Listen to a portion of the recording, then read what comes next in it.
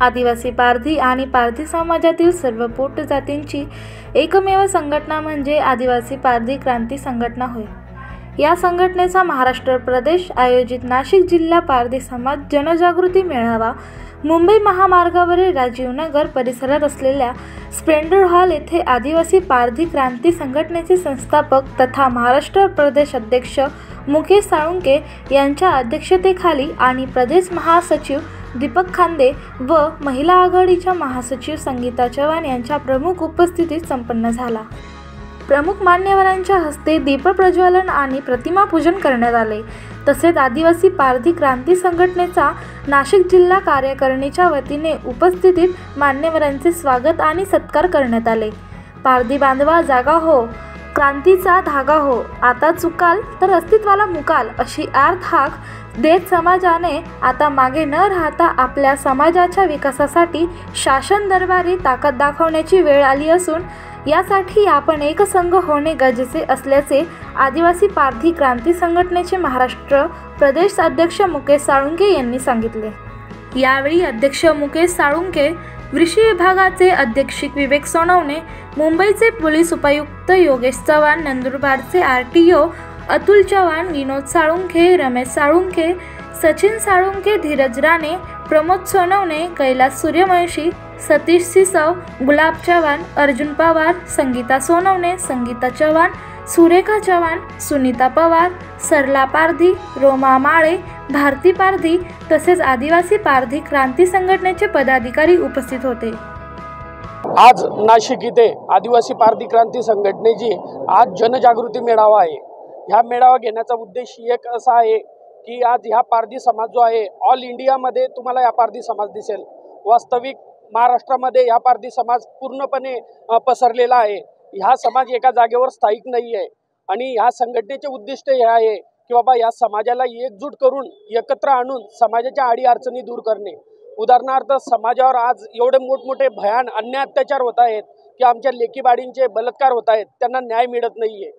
तसेच शासकीय ज्या लाखो करोड रुपयाच्या ज्या योजना येत आहेत त्या योजनासुद्धा आमच्या लाभार्थ्यापर्यंत पोहोचत नाही आहेत। अशा दृष्टिकोनाने पूर्ण महाराष्ट्रभर आमच्या पारधी समाजावर कोणत्याही प्रकारची अडीअडचणी हो किंवा काही हो तर आमचा वाली कोणीच नाही आहे या महाराष्ट्रामध्ये।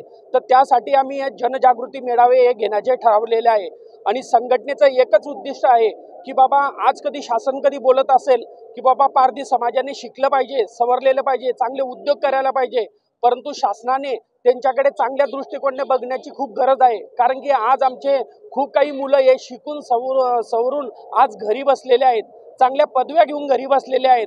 आज त्या मुलांना ना काही नोकऱ्या आहेत ना काही शासनाचे काही उद्योग आहेत। तर त्याच्यामुळे आमची ह्या संघटनेच्या मार्फत एक ध्येय आहे की बा जास्तीत जास्त आमच्या समाज बांधवापर्यंत ह्या शासकीय योजना पुरावं व तसेच होणारे अन्याय अत्याचार कुठेतरी थांबावं, याच्यासाठी आम्ही पूर्ण महाराष्ट्रभर हे जनजागृती मेळावे घेत आहे।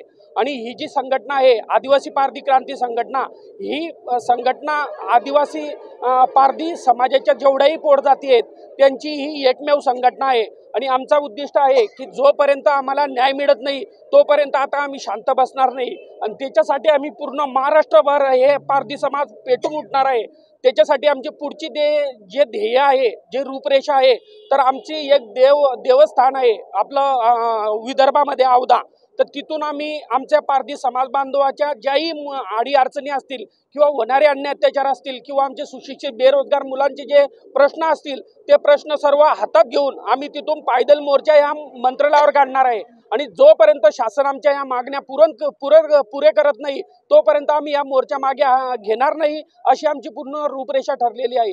जय आदिवासी, जय भारत। आज नाशिक शहरामध्ये आदिवासी पारधी क्रांती संघटनेच्या माध्यमातून पारधी समाज जनजागृती मेळाव्याचं आयोजन केलेलं आहे आणि या जनजागृती मेळाव्यासाठी संपूर्ण नाशिक जिल्ह्यातून सगळे पदाधिकारी, सगळे पारधी समाज बांधव इथे उपस्थित झालेले आहेत आणि या मेळाव्यानिमित्त आम्ही सर्व समाजासाठी सर्व जनजागृती करणार आहोत आणि समाजासाठी यापुढे आमची वाटचाल काय असेल, संघटनेची वाटचाल काय असेल, संघटना यापुढे काय काम करणार आहे, तसेच पारधी समाज बांधवांसाठी ज्या योजना आहेत त्या कशा राबवायच्या आणि त्या योजनांचा लाभ कसा घ्यायचा। आत्तापर्यंत ज्या योजनांपासून पारधी समाज लांब होता त्या योजना तळागाळापर्यंत पोहोचत नव्हता, परंतु आदिवासी पारधी संघटनेच्या माध्यमातून या योजना आम्ही त्यांच्यापर्यंत पोहोचवण्याचा प्रयत्न करणार आहोत आणि यापुढे ही संघटनेचं आमचं काम जोरदार चालू राहणार आहे आणि आमची पूर्ण जी संघटना आहे ती तळागाळापर्यंत पोहोचून आमच्या संघटनेचे अध्यक्ष माननीय मुकेश भाऊ साळुंखे यांनी महाराष्ट्राच्या कानाकोपऱ्यात ही संघटना पोहोचवण्याचं काम केलेलं आहे आणि आज त्यांच्या उपस्थितीत हा नाशिकमध्ये पारधी समाज जनजागृती मेळावा संपन्न होत आहे आणि याचा आम्हाला खूप आनंद आहे आणि याच पद्धतीने आम्ही संघटनेच्या माध्यमातून जोरदार काम करणार आहोत। जय हिंद, जय महाराष्ट्र। आज मुकेश भाऊ संस्थापक अध्यक्ष यांनी जे निर्णय घेतले याबद्दल नाशिक जिल्ह्यातून आम्ही जवळपास हजारोच्या संख्येने रस्त्यावर उतरण्यासाठी तयारी करत आहोत। त्याच प्रकारे ज्या समाजाला आमच्या घरकुल योजनेच्या अंतर्गत नाशिक जिल्ह्यामध्ये ज्या ज्या नगरसेवकांना आमदारांना आम्ही आजपर्यंत पत्र दिलेत त्या आमदारांनी आम्हाला कचऱ्यासारखं समजलं, त्या पत्र्याला कचऱ्यासारखं समजलं। याच्यासाठी आम्ही तेच मोर्चे नाशिकमधल्या प्रत्येक आमदाराच्या दारापुढून वळवण्याची पूर्ण प्रयत्न करत आहोत। Jayesh Chavan, BCV news, Nashik.